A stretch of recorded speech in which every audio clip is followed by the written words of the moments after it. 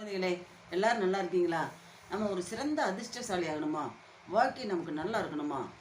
நம்முடைய வாழ்க்கை மேலே மேலே நல்லா உயரணுமா?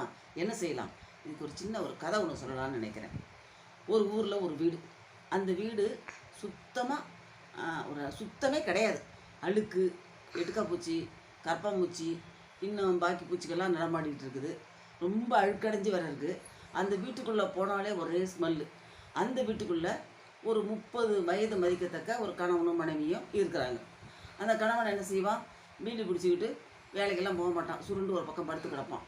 மனைவி ஆகப்பட்டவள் ஒரு 2 3 வீட்டில் போய் 10 பாத்திரம் தேய்ச்சி கொஞ்சம் சம்பாதிச்சிட்டு வருவாள். அதுதான் அவங்களுக்கு வாழ்க்கை ஜீவனம். இப்போ அவங்க அடிக்கடி சண்டை போட்டுக்கிறாங்க வேற. இதில் நமக்கு மட்டும் ஏன் இப்படி இருக்குது, நம்ம வாழ்க்கை இப்படி இருக்குதே அப்படிங்கிற மாதிரி அவங்க பேசிப்பாங்க. இப்படி இருக்கும்போது ஒரு நாள் அந்த ஊருக்கு ஒரு மகான் ஒருத்தர் வராரு. அவர் எல்லாருடைய பிரச்சனையும் கேட்டு அதற்கு தீர்வு சொல்றாரு அப்படின்னு கேள்விப்படுறாங்க. உடனே கணவன் மனைவி 2 பேரும் நம்ம அந்த மகானை போய் பார்ப்போம் அப்படின்னு முடிவு பண்றாங்க. போறாங்க, போய் பார்க்கறாங்க. அந்த மகான் இவங்க சொல்ற பிரச்சனை எல்லாம் கேட்டுக்கிறாரு. கேட்ட உடனே அவர் சொல்றாரு, பக்கத்துல ஒரு மண் தொட்டி இருக்குது.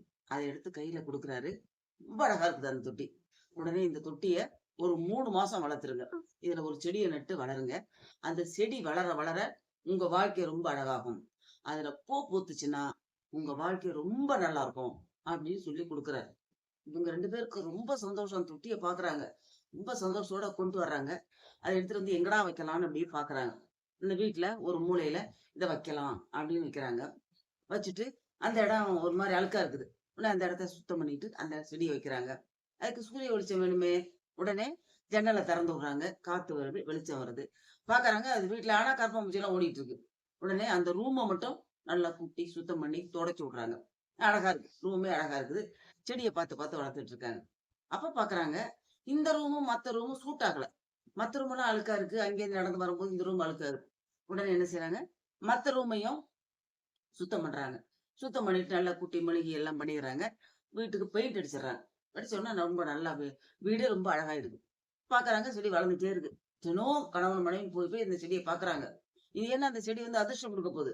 அதனால வளர்ந்துச்சா வளர்ந்துச்சான்னு சின்ன குழந்தை மாதிரி பார்த்துட்டு வர்றாங்க. உடனே கணவன் என்ன செய்யறான்? கொஞ்சம் அதுக்கு உரம் வாங்கியாந்து போடுறான். உரம் வாங்கினோன்னா அந்த செடி இன்னும் கொஞ்சம் நல்லா வருது. நல்லா வந்த உடனே பார்த்துட்டே இருக்கிறாங்க. நல்லா வளர்ந்துருச்சு. வளர்ந்த உடனே இந்த மாதிரி ஒரு சூழ்நிலையில இவங்க 2 பேருமே நினைக்கிறாங்க, இந்த செடி இங்க விட வெளியில இருந்தா இன்னும் நல்லா வளருமே அப்படின்னு நினைக்கிறாங்க. உடனே வெளியில பாக்குறாங்க, கொசு நிக்குது, இடம் அசுத்தமா இருக்கு. உடனே மனைவியாகப்பட்டவர் அந்த இடத்த சுத்தம் பண்ணி அந்த செடியை கொண்டு போய் வைக்கிறாங்க. இந்த ஒரு செடி மட்டும் இருந்தா நல்லா இருக்காதே அப்படி சொல்லி இன்னும் ஒரு 4 5 செடி வாங்கி, இன்னும் 4 5 தொட்டி வாங்கி அதுல முல்லை மல்லிகை இப்படி பல வேற பூச்செடி எல்லாம் வச்சு நட்டு வளர்த்துட்டு இருக்காங்க. உடனே கணவன் என்ன செய்யறான்? அது கொஞ்சம் உரம் வாங்கிட்டு வந்து போடுறான். அப்புறம் என்ன செய்யறான்? இத எல்லாம் பார்த்துட்டே இருக்காங்க. இந்த செடி அழகா வளர்ந்துட்டே வருது. உடனே அவன் செய்யறான், பக்கத்துல இருக்கிற ஒரு கட்டட வேலைக்கு இந்த இந்த கணவன் வேலைக்கு போக ஆரம்பிச்சிட்டான். அப்ப அவங்களுக்கு கொஞ்சம் ஓரளவு வருமானம் வர ஆரம்பிச்சிருச்சு. அதோட இல்லாத அவன் என்ன செய்யறான்? மனைவிக்கு பிடிக்குமேன்னு கொஞ்சம் பூ வாங்கிட்டு வரான். சாமிக்கு போட்டுட்டு மனைவிக்கும் தர்றான். மனைவி என்ன செய்யறா? கணவனுக்கு பிடிச்ச மாதிரி சமையல் செய்யறாங்க. இப்ப 2 பேருக்குள்ள சண்டை வர்றதில்ல. 2 பேரும் செடி வளருதா வளருதான்னு பார்த்துக்கிட்டே இருக்கிறாங்க. இப்படி ஒரு சூழ்நிலையில அந்த மொட்டு வர ஆரம்பிச்சிருச்சு. சந்தோஷம் தாங்கல. அந்த செடியை நினைச்சு நினைச்சு பாக்குறாங்க. அது கொடுத்த மகான தினம் கும்பிடுறாங்க. அந்த செடியை கும்பிட்டுட்டு தான் எல்லா வேலையும் பாக்குறது. இந்த மாதிரி அந்த செடியை வச்சிருக்கிறாங்க. பூ பூக்க ஆரம்பிச்சிருச்சு. பூத்த உடனே இவங்களுக்கு நமக்கு அதிர்ஷ்டம் வர ஆரம்பிச்சிருச்சு. ரொம்ப சந்தோஷமா இருக்காங்க. கொஞ்ச நாள்ல மனைவி என்ன சொல்றா? குழந்தை உண்டாக போகுது, குழந்தை உண்டாயிருச்சு, குழந்தை பிறக்க போகுது அப்படிங்கிற மாதிரி சொல்றா.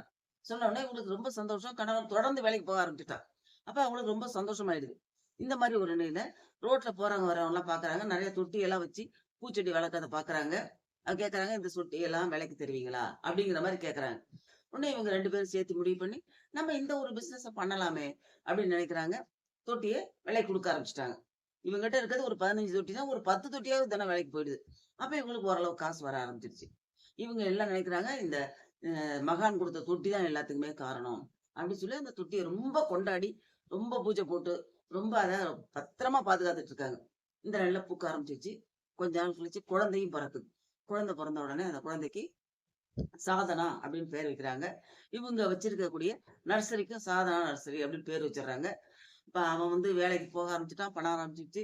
தொட்டி செடி மூலமா நிறைய காசு வருது. நல்ல இவங்க சந்தோஷமா இருக்கிறாங்க. அப்ப இவங்க திரும்ப திரும்ப அந்த மகானையே நினைச்சுக்கிறாங்க. இந்த முதல்ல கொடுத்த செடி இருக்கு இல்லையா? அது வந்து வீணா போகாம, அந்த செடி வந்து காலியாகாம, அந்த செடி பூத்து முடிச்சிருச்சுன்னா, இன்னொரு செடிய கொண்டாந்து வச்சு, அந்த செடி தொட்டி வந்து சும்மா இல்லாம மறுபடியும் மறுபடியும் செடி வச்சு, அந்த செடிய ரொம்ப நல்லா பாதுகாக்கிறாங்க. இப்ப அந்த வாழ்க்கை இப்ப இன்னைக்கு ஓஹோன்னு இருக்கிறாங்க. இப்ப நமக்கெல்லாம் தெரியும்.